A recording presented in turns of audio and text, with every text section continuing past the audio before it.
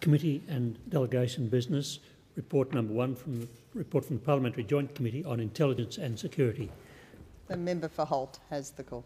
Thank you, Speaker. On behalf of the Parliamentary Joint Committee on Intelligence and Security, I present the committee's annual report of committee activities 2/11/12. The member for Holt has the call. Thank you, Speaker. As I said, on behalf of the committee, I've just presented the report on the annual report on committee activities 2011-2012. Speaker, reviewing administration and expenditure on an annual basis is one of the primary functions of the committee. Section 29 of the Intelligence Services Act stipulates that the committee has an obligation to review the administration and expenditure, including the annual financial statements of the Australian intelligence community.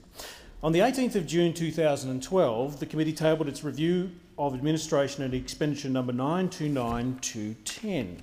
This review examined a wide range of aspects of the administration and expenditure of the 6 intelligence and security agencies, including the financial statement for each agency, the human resources management, training, recruitment and accommodation. In addition, the review looked at the issues of interoperability between members of the AIC. Submissions were sought from each of the 6 intelligence and security agencies, from the Australian National Audit Office and from the Inspector General of Intelligence and Security. The committee also received 5 submissions from members of the public or public organisations, which included the Asylum Seeker Resource Centre, the Brigidine Asylum Seekers Project, RISE, Refugee Council of Australia. These submissions all dealt with ASIO security assessments of refugees. On the 25th of March 2011, the committee held a private hearing at which ASIO, ASIS, DSD, DIGO, ONA and DIO appeared before the committee. On the 16th of June 2011, the committee held a public hearing, its first since July 2006, and heard from representatives of the Refugee Council of Australia, RISE, Refugees, which is Refugee Survivors and Ex-Detainees, the Asylum Seeker Resource Centre and ASIO in relation to visa security assessments. The committee took very seriously the concerns put before it by various refugee and asylum seeker advocacy groups, but it also recognised that the job of ASIO is a very difficult one. Therefore, the committee welcomed the efforts introduced by ASIO on the 1st of March 2011 to streamline the process of security assessments in an attempt to clear the backlog and to process future assessments in less time. The committee was satisfied that the current regime for visa security assessments is the correct one, and noted that IGES has stated that ASIO is doing its job, quote, in a proper and legal manner. Overall, the committee was satisfied that the administration and expenditure of the 6 intelligence agencies is sound, although I would draw members' attention to paragraph 132, or section 132, about our committee, the concerns raised in relation to the efficiency dividends impact on agencies during this review.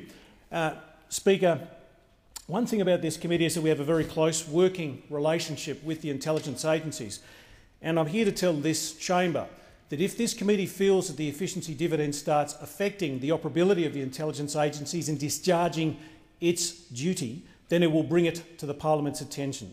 And so we'll be having further reports at A&E 10 and A&E 11. But I just wanted to flag that particularly crucial point. There were 2 reports on the listing of organisations as terrorist organisations that were tabled under the period of review. The 2 reports dealt with 11 organisations comprising 10 relistings and 1 initial listing.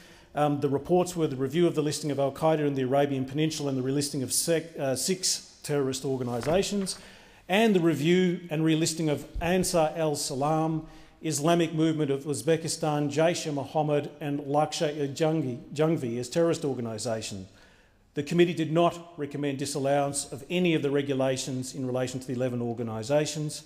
I'd also like to thank the Secretariat, the very hard-working Secretariat, Jerome Brown, Robert Little, Jessica Butler and Sonia Casper, and sitting over there, my Deputy Chair. It's wonderful having a former Attorney General sitting there for counsel, wisdom and advice on these matters. It is a bipartisan committee. It works very hard to be a bipartisan committee, to work in the national interest. The other thing I'd like to say is this. I've heard in terms of various assertions about the committee. The committee discharges its duty very carefully. It does so, as I said, in a bipartisan manner, with balancing national security interests and privacy interests at the same time. It will continue to do so in any subject matter that's discharged to look at. So I'd like to thank the Secretariat, I'd like to thank the committee members, and I look forward to hearing the Deputy Chair's contribution on this particular report.